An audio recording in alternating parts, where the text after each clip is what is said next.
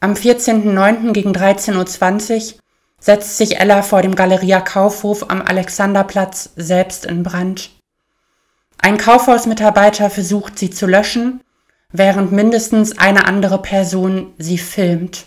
Das Video wird in sozialen Medien verbreitet. Die hier nutzt einen Screenshot daraus für ihr Thumbnail für ihr Video dazu. Noch am Nachmittag des 14. stirbt Ella im Krankenhaus an ihren Verbrennungen. Fotos werden von der noch lebenden Ella im Rettungswagen und im Krankenhaus von ihrer Leiche gemacht.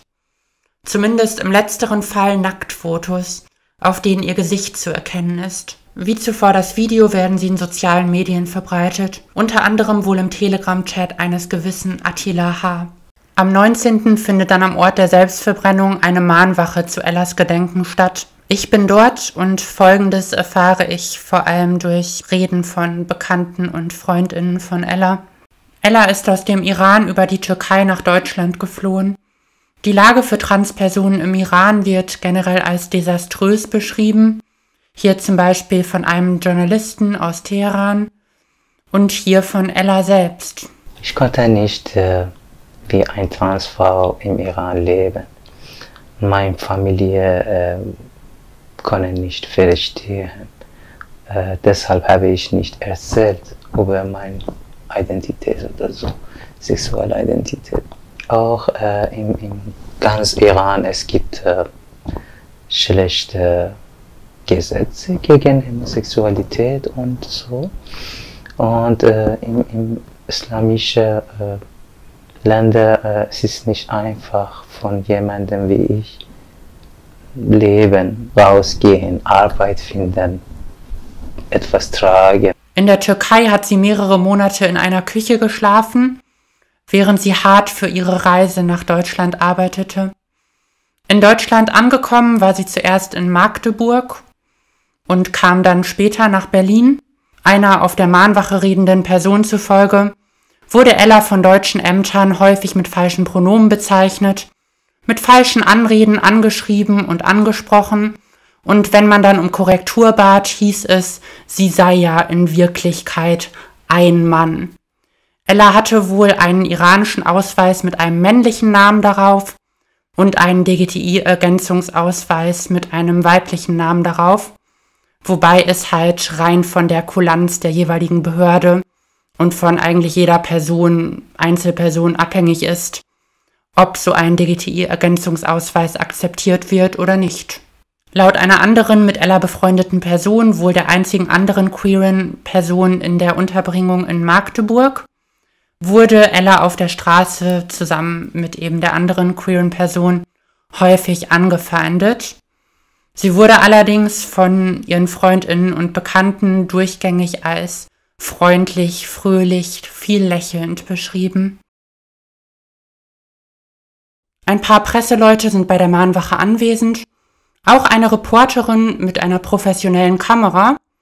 Ich freue mich noch, dass das so ein bisschen Aufmerksamkeit bekommt, dass das gefilmt wird und so.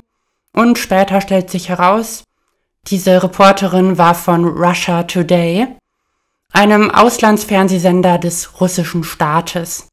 Und ein Video zur Mahnwache erscheint in den nächsten Tagen dann auf dem YouTube-Kanal dieses Fernsehsenders. Hier das Like-zu-Dislike-Verhältnis von einer Alice Weidel-Rede auf diesem Kanal, hier von der Mahnwache. Ich denke, man kann so in etwa einschätzen davon, welcher Gesinnung das Publikum dieses Kanals größtenteils ist, dem die Trauernden bei dieser Mahnwache vorgesetzt wurden. Und es besteht bei Russia Today offensichtlich kein Interesse daran, über Ellas Geschichte, über Ellas Motive zu berichten.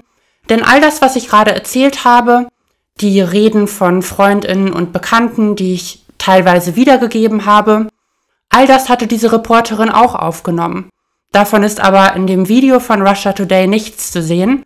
Stattdessen wird dem Publikum eben eine Person und Aussagen vorgesetzt, von denen man weiß, dass sie dieses Publikum eben in eine gewisse Wut, in eine gewisse faschistoide Aufstachelung versetzen wird. Und das war effektiv auf jeden Fall. Von Instrumentalisierung wurde viel gesprochen im Kontext der Reaktionen auf dieses Ereignis. Merkwürdigerweise nur bezogen auf Leute, die von Belastung durch Diskriminierung als mögliches Motiv sprachen oder von der Situation von Transfrauen of Color in Deutschland, geflüchteten Transfrauen of Color spezifisch, nicht in Bezug auf den rechten Outrage-Bait, den ich gerade thematisiert habe, oder die Benutzung von der hier für ihre erbärmlichen Beefs mit irgendwelchen TikTokerinnen. Dabei ist das Motiv der Belastung durch Diskriminierung auch rein statistisch gesehen, ohne viel über Ellas Geschichte zu wissen, sehr wahrscheinlich. 40% der in einer Studie vom Deutschen Institut für Wirtschaftsforschung befragten Transpersonen litten unter einer Angststörung. Transgeflüchtete sind neben transfeindlicher Diskriminierung noch rassistischer Diskriminierung ausgesetzt und LGBTQ+-Geflüchtete allgemein trifft die Corona-Krise besonders hart. Diese Fakten einfach überhaupt nicht in Erwägung zu ziehen, weil sonst it-Pol, I guess, ist pure ideologische Verblendung. Und außerdem wissen wir ja was über Ellas Geschichte. Hier noch 2 Kommentare, die das, was ich berichtet habe, bestätigen und noch mehr hinzufügen. Es ging um das tägliche Missgendern, Mobbing, sexualisierte psychische Gewalt. Wir warten noch auf die Freigabe eines Statements von Ella. Und in einem YouTube-Kommentar unter dem Video von Dera steht: Ständig Misgendering, Deadnaming, Belästigung in ihrem früheren Umfeld in Magdeburg haben sie schließlich zerbrechen lassen, nachdem sie bereits in der Türkei Diskriminierung ausgesetzt war. Ich verstehe wirklich nicht, warum du dich über die Menschen aufregst, die für Ellas Schicksal das öffentliche Bewusstsein schärfen wollen. Erst vor wenigen Wochen hat eben dieser politische Aktivismus die Abschiebung einer Transfrau nach Äthiopien verhindert. Da ist von Jamila die Rede. Die Veröffentlichung von Nacktbildern, die in einer wehrlosen, hilfsbedürftigen Situation aufgenommen wurden, haben die beiden Frauen gemeinsam. Bei Jamila ging die Veröffentlichung über das äthiopische Staatsfernsehen. Hier musste es über inoffiziellere Kanäle geschehen, aber die Gafflust auf transweibliche Körper nimmt auch hier kein Ende. Nicht einmal mit dem Tod einer Transfrau. Die Umstände, die mehrfach marginalisierte Menschen zur absoluten Verzweiflung treiben können, zeigen sich also auch hier, auch infolge dieses Ereignisses. Es kommt hinzu, dass Selbstverbrennungen eigentlich immer irgendeiner Art von politischem Protest, irgendeiner Beklagung gesellschaftlicher Zustände dienen. Ich fahre heute noch zu einer weiteren Veranstaltung zu Ellas Gedenken nach Magdeburg. Ich werde in einem weiteren Video berichten, was ich dort erfahre. Bis dahin und Ruhe in Frieden, Ella.